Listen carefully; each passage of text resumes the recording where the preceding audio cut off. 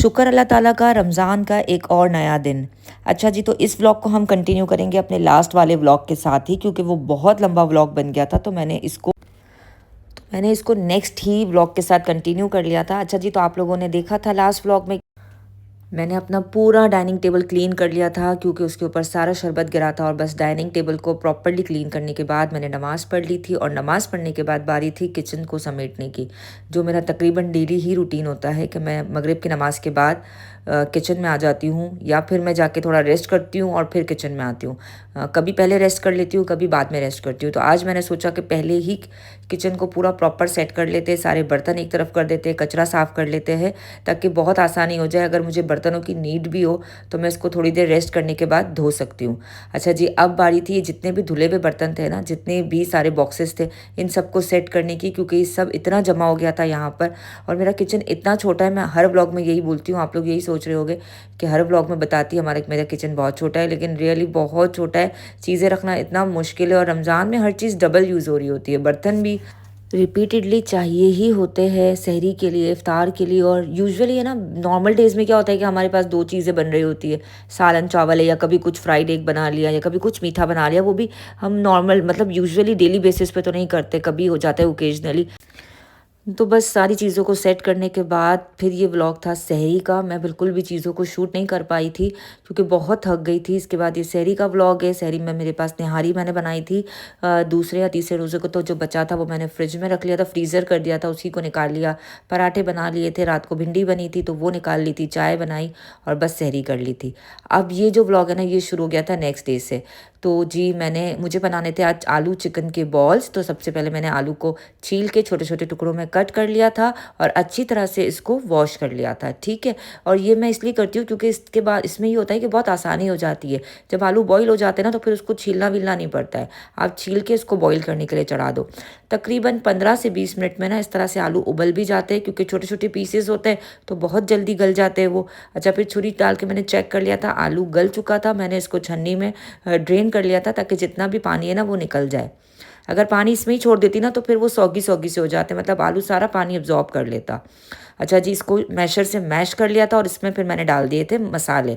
मसाले आप लोग चाहो तो अकॉर्डिंग टू योर टेस्ट अपनी मर्ज़ी के हिसाब से भी डाल सकते हो। मैंने जो बेसिक मसाले होते हैं वही डाले थे। नमक डाला था, हल्दी डाली थी, कुटी हुई मिर्ची डाली थी, और साथ साथ जो स्टीम मसाला मैं बनाती हूँ ना, वो ऐड कर दिया था। और अच्छी तरह से इसको मैंने मिक्स कर लिया था। अच्छा, इसके अंदर आप लोग चाहो ना तो चाइनीज़ सॉल्ट या फिर है ना चिकन क्यूब भी ऐड कर सकते हो। ये टोटली आपके ऊपर डिपेंड है, और चिकन पाउडर भी ले सकते हो। अच्छा, बस स्पैचुला से मैंने फिर इसको, जो वुडन स्पैचुला है ना मेरे पास, इससे मैंने इसको बहुत ही अच्छी तरह से मिक्स कर लिया था। जब ये प्रॉपरली मिक्स हो गया था ना, तो फिर इसके अंदर मैंने डाल दिया था चॉप धनिया, और थोड़ी सी मिर्चें, मतलब चॉप धनिया और चॉप मिर्ची जो थी ना, वो मैंने इसके अंदर ऐड करके इसको और अच्छी तरह से मिक्स करके रख दिया था थोड़ी देर के लिए। और अब साथ साथ बारी आ गई थी पकोड़े का बैटर बनाने की। तो पकोड़ा बैटर बनाने के लिए मैंने इसमें पकोड़े का प्री मिक्स है ना वो डाल दिया था।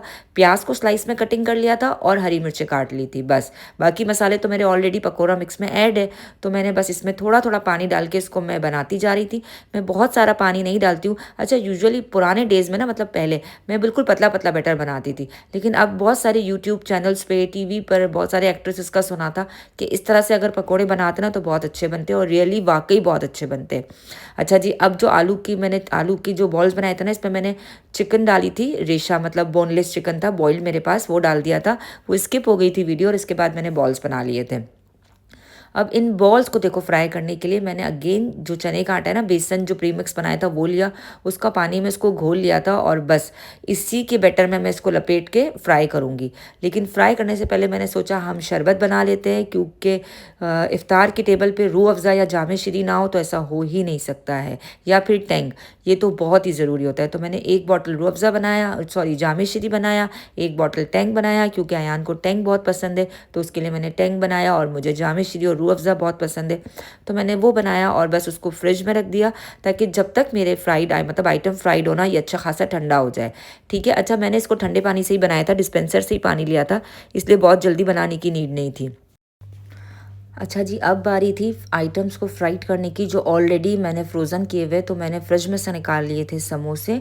अच्छा, समोसे मैंने 3-4 तरह के बनाए हुए थे, कीमे के भी बनाए थे, चिकन टिक्का भी बनाए थे, चिकन बारबेक्यू भी बनाए थे, सिंपल चिकन के भी बनाए थे। तो बस वो एवरीडे मैं अलग-अलग निकाल लेती हूँ ताकि टेस्ट चेंज होता रहे। तो बस चिकन को समोसों को फ्राई कर लिया था और साथ-साथ फिर मैंने रोल निकाल लिए थे। रोल भी आप लोगों ने देखा था ना, मैंने स्प्रिंग रोल बनाए थे चिकन और वेजिटेबल्स के साथ, वो भी बहुत ज़बरदस्त बने थे। खैर रोल फ्राई करने के बाद बारी आई थी ये जो मैंने आलू के बॉल्स बनाए थे ना, अब ये जो मैंने बैटर बनाया था ना, देखो इस तरह से मैंने बॉल को इसमें डाला और स्पून की हेल्प से फिर मैं इस बॉल को पूरा मतलब कोट करके निकाल लूँगी और अब इसको मैं ना इस तरह से ऑयल में छोड़ दूँगी। एक-एक करके मैंने सारे इसी तरह से छोड़ती गई थी और बस थोड़ा-सा वेट किया और बिल्कुल इसको हिलाया नहीं था जब तक कि अच्छी तरह से पक नहीं गए थे। मतलब अच्छी तरह से जो इसका कोट है ना वो फ्राई नहीं हो गया था। सेम इसी तरह से एक के बाद एक बैच मैं निकालती जा रही थी, तो बहुत ही अच्छी कोटिंग हो गई थी, बहुत ही ज़बरदस्त। अच्छा बैटर मैंने थोड़ा-सा थिक रखा था क्योंकि थिन बैटर है ना वो निकल जाता। अब इसके बाद बारी थी पकौड़े की।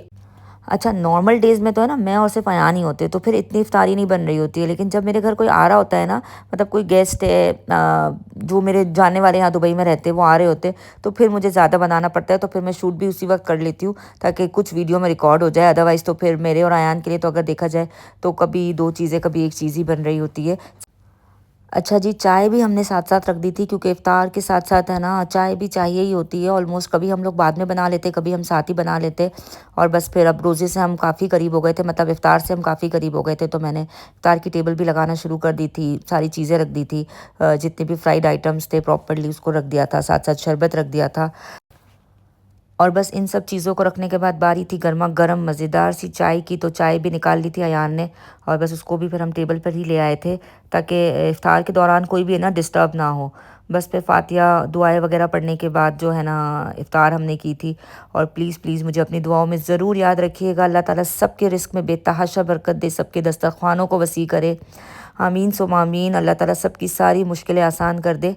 जो जिस जगह पर परेशान है, मेरी भी साथ-साथ सारी मुश्किलें आसान कर दे।